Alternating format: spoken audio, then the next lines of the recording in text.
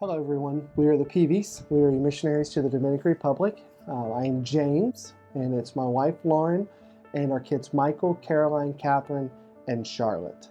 Our kids are enjoying getting readjusted to their new home life here in the Dominican Republic. There is a little bit of an adjustment anytime you leave a country for a while and come back in. So we're still in the middle of what is called the reentry process, where the kids are readjusting to new culture, to their foods, to new home space, and just day-to-day life. Michael is 9 years old now, as most of you know, and he is into Star Wars, Spider-Man, and pretty much anything building Legos. Caroline is 7, and she is enjoying princesses and art still. She really enjoys coloring things, markers, crayons, watercolors. And then Catherine is 4, and she enjoys princesses and dressing up on a daily basis. Charlotte is 5 months old, and she has already learned how to roll over onto her tummy.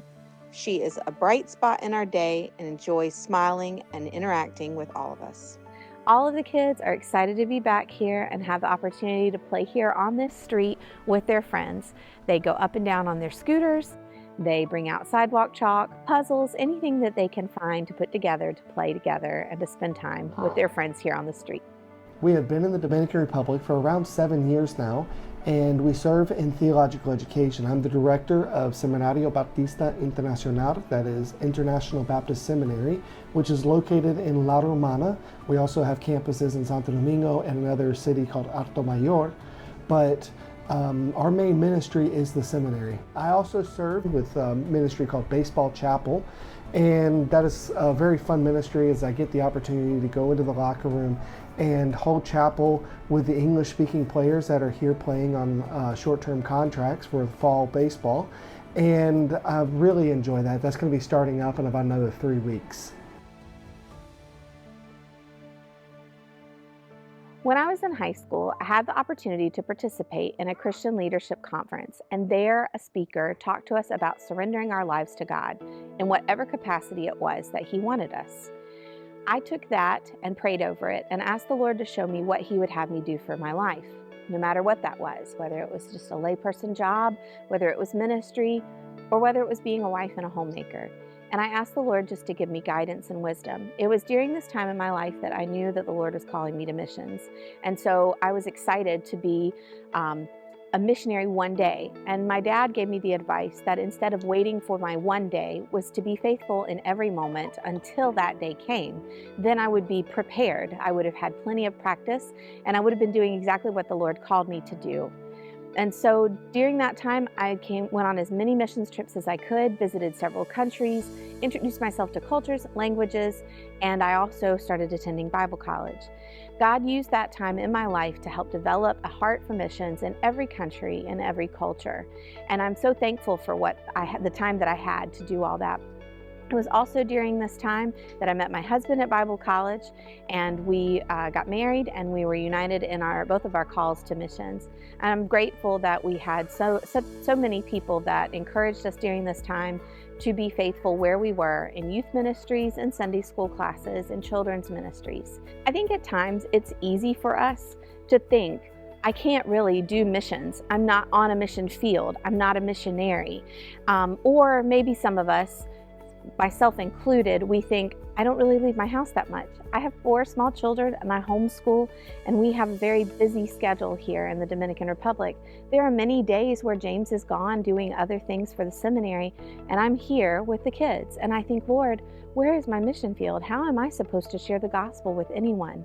But the thing is, my mission field is right here on this street. It includes the little girl who lives across the street from us that rings our doorbell every night at 6 o'clock so our kids can play together. It includes our neighbors here. It includes all those motorcycles that have come back and forth while I've been talking. And I think it is such a good reminder to us. When we look at the example of John the Baptist, he didn't go to, a big city square, or rent out a coliseum, or take up a step at the synagogue. Instead, he served the Lord faithfully right there by the Jordan River, and God brought people to him whose hearts were tender towards the gospel, people whose hearts were searching for the gospel. And so my prayer has been that as a mom and a wife living right here on our street, that we would serve God where we are, that we would take the opportunity to share the gospel with people here where we are. So my call to missions is really a result of missionaries who have invested in me, who have impacted me through discipleship, through time, through hosting me in short-term missions trips. Specifically, a missionary who is in Australia, his name's Rob Ernst. He discipled me. He brought me to Australia, or he had me go to Australia 3 different times, and really showed me what mission life was about. And as a result of one of those missions trips, I ended up going to Piedmont Baptist College, which is now Carolina University. And that was where I met Lauren. But even there, I was still plugged in with missionaries. The director of the program I was in was a former missionary to Brazil. Went on a trip to Uganda and got to know the director of the International Missions for Word of Life.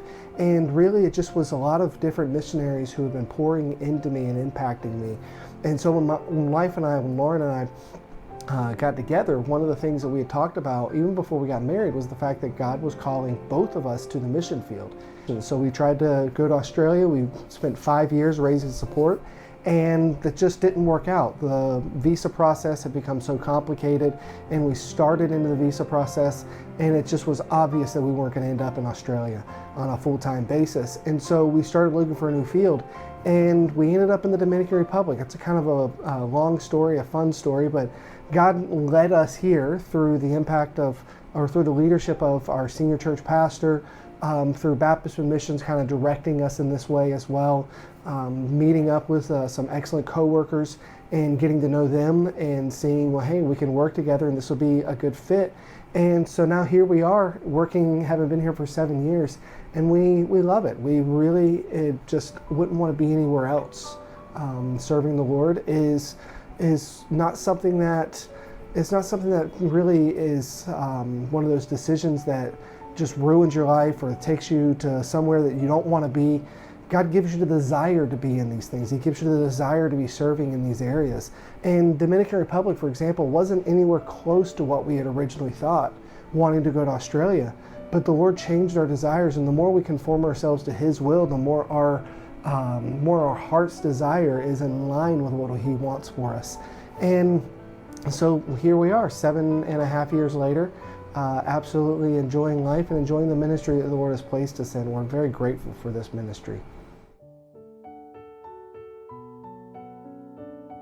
The seminary has been growing, and we are now around 50 students. And all of our students, the vast majority of them are online, but we do have some on-campus students, and that's something that we've really been trying to emphasize and try to recuperate since COVID. Now that we're way past all of that, restrictions are completely gone, and it's time to come back to campus is what we've been trying to tell our students. But the difficulty for that is that everybody's kind of gotten used to video calls and things, and so some of the stuff we're doing is trying to emphasize the fraternity that you have within a campus model, emphasize the fellowship with one another, the discipleship that takes place, the ability to interact directly with the professor instead of doing a video call. And so we've really been trying to emphasize that. But another aspect of the campus is where I'm actually at right now. This is the campus. This is our library. And this was a huge project. I know that many of you have supported this project, and we're praising the Lord for the fact that right now we have close to 3,500 books in this tiny little office space. It's a really good problem to have, but we're running out of space. And so we're currently looking for another space to rent, and then there are plans that are in the work to possibly purchase or build something of our own. That'll be within the next 5 years is kind of where we're thinking with that, and building a campus that would be sufficient for around 40 to 50 students, and really kind of pushing that campus model and seeing if we can get that discipleship going again that we once had. But the library has been a big draw. Students are loving coming by and studying here. They use this space for study, research purposes as well. but also kind of as a gathering and meeting place. And I've really enjoyed hearing and participating in some of their theological debates that they're engaging in this library. And you hear somebody say something, they get up and they walk over and they grab a book and bring it back down, and then they all kind of look at that book together. And so it's really kind of neat to see how the Lord has provided this way, and just how the school is growing in that manner. Another thing you can be praying for is hiring of a full-time employee. So we have the ability to pay someone a full-time salary, but in reality, we're needing about 3 to 4 people. I could put 3 to 4 people to work tomorrow at a full-time basis, but we just don't have the funding for that. And so one way that you can be praying is that the Lord will provide funding, because really the sky's the limit. But at this present time, we're limited by the fact that there is not enough income for the school to be able to provide salaries, a good salary for someone to be able to come and work full-time as professor, as an academic dean, as administrator, or director of admissions, things like that. And we're really needing to grow in that way. But also we're asking some of our churches back in the States to consider not supporting us as missionaries, but consider supporting the school directly as a special project. And that's really we just kind of need this kickstart, this jump start to be able to get going. We are so grateful for our supporters like you guys who have been keeping us on the field through holding the rope back home, through prayer, through financial support. And we're just amazed at what the Lord has been able to accomplish through you participating in this ministry. Even though you have not been in this ministry, you have not been present here. You really are co-laborers, and we're so grateful for you. Thank you.